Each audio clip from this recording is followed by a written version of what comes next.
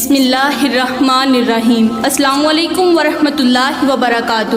میری پیاری اسلامی بہنوں، میرے بیان کا مقصد صرف اور صرف اسلام کی مقدس شہزادیوں کو نیکی کا رستہ دکھانا ہے اور اپنے معاشرے کی بھٹکی ہوئی عورتوں کو راہ راست پر لانا ہے۔ آج میرے معاشرے کا ہر گھر پریشانیوں اور ٹینشنوں میں مبتلا ہے۔ کس وجہ سے؟ عورت کی وجہ سے۔ ناظرین، یہ واقعہ ہے ایک خوبصورت حسین و جمیل عورت کا، مگر بدقسمتی سے وہ عورت اس وقت تک کھانا نہیں کھاتی تھی جب تک وہ کسی غیر محرم مرد کے ساتھ تعلق نہ بڑھائے، اس کے ساتھ گناہ نہ کر لے۔ وہ لباس تو پہنتی تھی مگر اس قدر باریک یا اس قدر تنگ اور چست پہنتی تھی کہ جو بھی اسے دیکھتا تو اس کے جسم کے تمام اعضاء واضح نظر آتے تھے۔ تو ایک جن تھا، وہ اس کی اصلاح کرتا تھا، اسے کہتا کہ تو اس زنا جیسے گناہ سے باز آ جا، مگر اس عورت کو زنا جیسے گناہ کی لت پڑ چکی تھی۔ اس پر کسی کی نصیحت اثر ہی نہیں کرتی تھی کیونکہ اس کا دل سیاہ ہو چکا تھا۔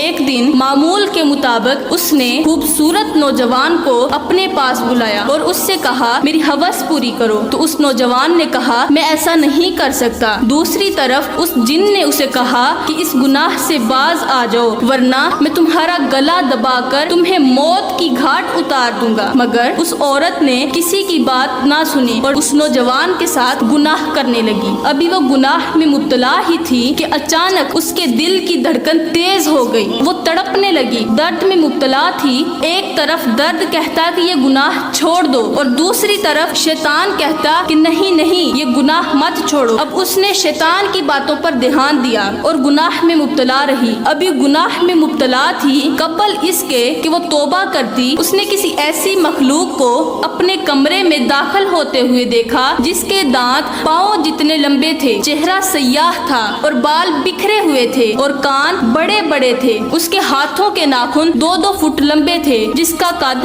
بہت ہی لمبا تھا۔ اسے دیکھ کر وہ ایک دم ڈر گئی۔ اس مخلوق نے اس کے قریب آتے ہی اس کے دل پر ہاتھ رکھا۔ اس عورت کے دل کی دھڑکن بند ہو گئی۔ اب وہ عورت فوت ہو گئی تو اس کے عزیز و اقارب حق ہمسائے اس کے کمرے میں گئے تو انہوں نے اس عورت کو دیکھا۔ اس کی خوبصورتی بدصورتی میں بدل چکی تھی، اس کا چہرہ سیاہ ہو چکا تھا، اس کا خوبصورت اور نرم و نازک بدن اکڑ چکا تھا۔ عزیز و اقارب اسے دیکھ کر بہت ہی پریشان ہوئے۔ جب اسے غسل دیا جا رہا تھا تو عورتوں نے دیکھا کہ اس کا جسم پھولنا شروع ہو رہا تھا۔ جب اس کی میت کو کندھے پر اٹھایا، اس عورت کی لاش اتنی وزنی ہو چکی تھی کہ اٹھانے والوں کو یوں محسوس ہو رہا تھا جیسے انہوں نے کسی بھاری اور وزنی پتھر کو اٹھا رکھا ہے۔ وہ لوگ بہت ہی پریشان ہوئے کہ یہ کیا ماجرا ہے۔ قبر کھود کر جب اسے دفنانے لگے تو اس کے اندر سے تپش آ رہی تھی۔ اس کی قبر کے اندر چند سانپ بیٹھے ہوئے تھے، بچھو بیٹھے ہوئے تھے۔ لوگ دیکھ کر بڑے ہی حیران ہوئے۔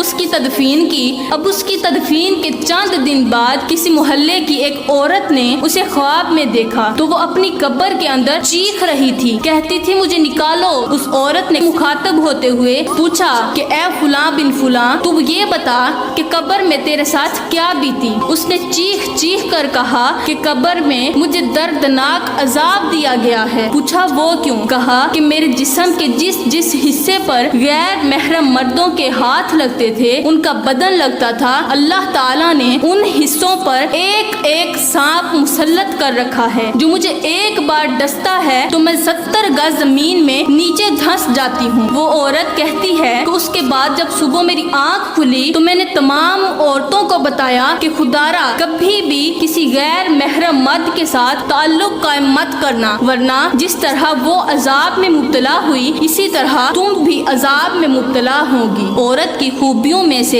ایک خوبی یہ بھی ہے کہ جب اس کا شوہر اس کی طرف دیکھے تو اپنی خوبصورتی کی وجہ سے وہ اپنے شوہر کو خوش کر دے۔ حضرت ام سلمہ فرماتی ہیں کہ میرے پیارے نبی نے فرمایا کہ جو عورت اس حال میں وفات پائے کہ اس کا شوہر اس پر راضی ہو تو وہ عورت جنت میں داخل ہوگی۔ تو اس کا منفی پہلو یہ ہوا کہ جو عورت اس حال میں وفات پائے کہ اس کا شوہر اس پر ناراض تھا تو وہ عورت جہنم میں جائے گی۔ مسجد نبوی میں اعلان ہوا کہ عقل مند عورت کون ہے؟ اب صحابہ نے اپنی رائے پیش کی مگر کسی بھی صحابی کی رائے پر اللہ کے نبی کو اتفاق نہ ہوا۔ اب صحابہ صحابہ پریشان ہو گئے کہ آخر کون سی عورت عقل مند ہو سکتی ہے۔ اتنے میں حضرت علی المرتضیٰ شیر خدا وجہ الکریم وہاں سے اٹھے اور اپنے گھر کی طرف چل پڑے۔ گھر پہ جا کر دروازے پر دستک دی۔ سیدہ فاطمہ الزہرا نے پوچھا جی کون؟ کہا کہ میں علی ہوں۔ سیدہ فاطمہ الزہرا نے دروازہ کھولا تو حضرت علی نے فرمایا اے فاطمہ، آج تیرے ابو کے سوال نے سب صحابہ کو پریشان کر دیا ہے۔ پوچھا کون سا سوال؟ کہا کہ آپ کے ابو نے سوال کیا ہے کہ دنیا کی عقل مند عورت کون ہے؟ سیدہ فاطمہ الزہرا نے مسکراتے ہوئے کہا کہ یہ بھی کوئی پریشانی والی بات ہے؟ تو جواب لے کر حضرت علی المرتضیٰ مسجد نبوی میں پہنچے۔ جا کر عرض کی اے اللہ کے نبی، آپ دوبارہ وہی سوال دہرائیے۔ آپ نے سوال دہرایا۔ حضرت علی نے کہا کہ عقل مند عورت وہ ہے جسے کسی غیر محرم مرد نے کبھی نہ دیکھا ہو اور نہ ہی اس نے خود کسی غیر محرم مرد کو دیکھا ہو۔ اور پھر جب نبی کریم صلی اللہ علیہ وآلہ وسلم کی طرف دیکھا تو آپ کی آنکھیں چھم چھم برس رہی تھیں۔ جب وجہ پوچھی تو میرے نبی نے فرمایا اے صحابہ، یہ جواب میری فاطمہ کا ہے، میری فاطمہ کے بغیر یہ جواب کوئی نہیں دے سکتا۔ تو میری اسلامی بہنوں، خدا را اس ایک گناہ سے جو غیر محرم مردوں کے ساتھ ملنے والا گناہ ہے، اس سے توبہ کر لو۔ تو میں دعا کرتی ہوں اللہ تعالی ہمیں اچھی نصیحتوں پر عمل کرنے کی توفیق عطا فرمائے۔ آمین ثم آمین۔ وما علینا الا البلاغ المبین۔